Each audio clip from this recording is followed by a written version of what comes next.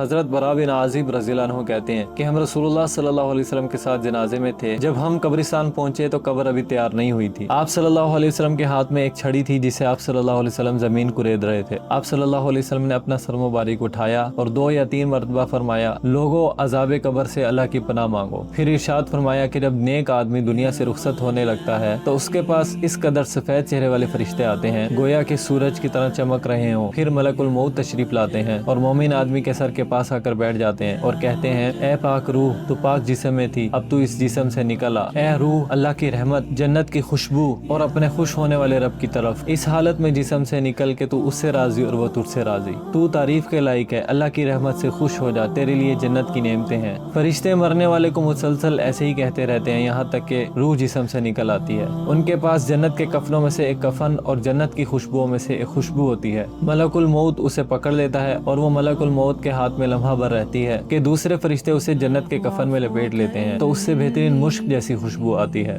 یہاں تک کہ فرشتے ایک دوسرے سے لے کر اس کی خوشبو کو سونگھتے ہیں۔ پھر فرشتے خوشبودار روح کو لے کر آسمان کی طرف جاتے ہیں۔ جہاں جہاں راستے میں مقرب فرشتے ملتے ہیں وہ پوچھتے ہیں یہ کس کی روح ہے؟ فرشتے اس کی روح کو لے کر آسمان دنیا تک پہنچتے ہیں۔ آسمان کے دروازے اس کے لیے کھولے جاتے ہیں اور اسے خوش آمدید کہا جاتا ہے۔ دنیا میں یہ پاک جسم میں تھی، آسمان کے دروازے میں خوشی خوشی داخل ہو جا، تیرے لیے اللہ کی رحمت کی بشارت ہے، جنت کی نعمتوں سے خوش ہو جا اور راضی ہونے والے رب کی ملاقات تجھے مبارک ہو۔ ہر آسمان کے دروازے سے گزرتے ہوئے مسلسل اسے یہی خوشخبریاں دی جاتی ہیں اور آسمان کے فرشتے اسے اگلے آسمان تک الوداع کہنے کے لیے ساتھ جاتے ہیں، یہاں تک کہ فرشتے اسے لے کر 7ویں آسمان تک پہنچ جاتے ہیں۔ اللہ تعالیٰ کی طرف سے حکم ہوتا ہے کہ میرے اس بندے کا نام علیجین میں لکھ دو اور اسے زمین کی طرف واپس جسم میں لوٹا دو، یہاں تک کہ فرشتے اس روح کو اہل ایمان کی روحوں کی جگہ پر لے آتے ہیں۔ جب وہ روح پہنچتی ہے تو پہلے سے موجود روحیں اتنی زیادہ خوش ہوتی ہیں جتنی تم میں سے کسی ایک کو اپنے بھائی سے ملنے پر ہو سکتی ہے۔ بعض روحیں نئی آنے والی روح سے پوچھتی ہیں کہ فلاں آدمی کس حال میں ہے؟ یہاں وہ آپس میں باتیں کرتی ہیں، پھر وہ آپس میں کہتی ہیں اسے ذرا چھوڑ دو اور آرام کرنے دو،